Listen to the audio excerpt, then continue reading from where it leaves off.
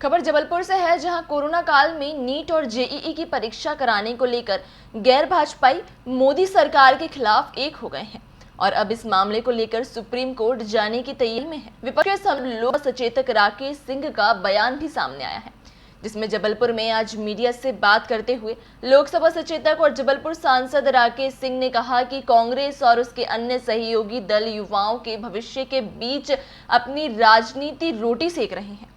राकेश सिंह ने कहा कि कोरोना काल में प्रधानमंत्री महत्वपूर्ण और कड़े निर्णय लिए हैं, उससे बहुत सारी चुनौतियां देश में है। तो राज्य सरकार के सामने अब दो चुनौतियां हैं, एक बच्चों का भविष्य और दूसरा कोविड-19 से बचाव। तो इधर उपचुनाव से ठीक पहले कांग्रेस की नदी यात्रा पर्यावरण बचाओ मुद्दे पर भी सांसद राकेश सिंह ने तंज कसा है। उन्होंने कहा कि आज कांग्रेस अपना अस्तित्व बचाने के लिए यात्रा कर रही है। युवाओं को धोखा देने वाली कांग्रेस है, जिनके समय में रेत का खनन हुआ करता था, आज वही नदी बचाओ यात्रा कर रही है। इससे कुछ भी इन्हें हासिल नहीं होने वाला है, क्योंकि जनता इन्हें जान चुकी है।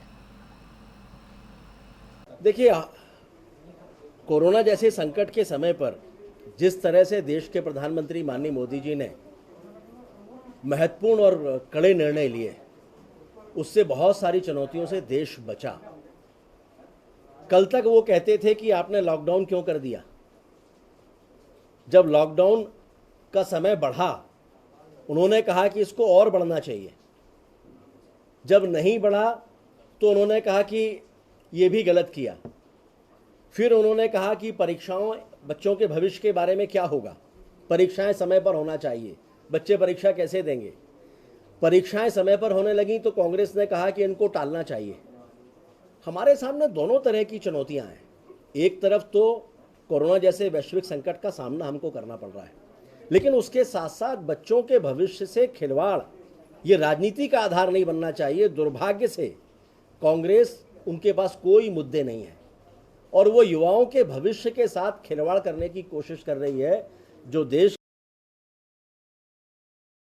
कांग्रेस की कोई रुचि ना तो किसानों के साथ है, ना नदी के साथ है, ना पर्यावरण के साथ है। अस्तित्व बचाओ यात्रा होगी उनकी। उनको मालूम है कि उनका जनाधार खत्म हो चुका है। ये वो कांग्रेस है जिसने किसानों को धोखा दिया। कहा था कर्जा माफ करेंगे, पूरे प्रदेश में एक किसान भी ढूंढ कर नहीं ला पाया जिसका 2 लाख रुपए का कर्जा माफ किया होगा। युवाओं के साथ धोखा किया, जिनके समय में रेत का उत्खनन चरम पर था, भ्रष्टाचार चरम पर था, आज वो नदी बचाने की बात करते हैं। केवल अस्तित्व बचाओ विषय को लेकर कांग्रेस सड़कों पर दिखाई दे रही है, राजनीति कर रही है, लेकिन मध्य प्रदेश की जनता कांग्रेस और कांग्रेस के नेताओं को भली भांति जान चुकी है, इसलिए इनको कुछ हासिल होने वाला नहीं है। उपचुनाव होना ये चुनाव आयोग का निर्णय है, तारीखें तय करना। चुनाव होना ये संवैधानिक बाध्यता है।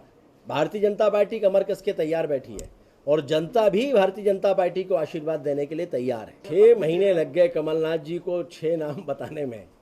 उनके सरकार में रहते हुए अनेकों बार हम तो विपक्ष में थे, प्रदेश अध्यक्ष की हैसियत से मैंने कहा, माननीय शिवराज सिंह चौहान जी ने कहा, भारतीय जनता पार्टी के अन्य नेताओं ने कहा, गोपाल भार्गव जी ने कहा, सारे लोगों ने कहा कि गिनती का एक नाम तो बता दीजिए जिसका 2 लाख रुपए का कर्जा माफ किया हो।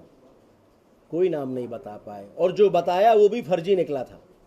तो अब 6 महीने के बाद उनकी सरकार गए हुए 6 महीने बीत गए, फिर कोई सीडी और फिर कोई डेटा लेकर आए हैं। दुर्भाग्य ये है कि कमलनाथ जी, वैसे मैं ये मानता हूँ कि ठीक व्यक्ति हैं, लेकिन उनको उनके साथ के लोग जो जानकारियाँ दे देते हैं उसको लेकर वो आगे बढ़ जाते हैं और इसीलिए उस डेटा में भी कोई दम नहीं है। कुल मिलाकर सरकार में रहते हुए ना किसानों का भला कर पाए, ना युवाओं का भला कर पाए, ना प्रदेश का भला कर पाए। देखिए, स्वाभाविक है, भारतीय जनता पार्टी कमर कस के तैयार है। हर राजनीतिक दल को यह अधिकार है कि अपने उम्मीदवारों की घोषणा वो करे। कोई समय के पहले करता है, कोई निश्चित समय पर करता है। बीएसपी ने समय के पहले किए हैं तो उनको यह अधिकार है।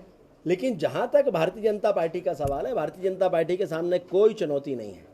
पूरी विनम्रता के साथ हम कहना चाहते हैं कि जनता का आशीर्वाद भारतीय जनता पार्टी के साथ है, मान्यवर शिवराज सिंह चौहान जी के साथ है और इसीलिए मध्य प्रदेश में जो उपचुनाव हो रहे हैं, इनमें भारतीय जनता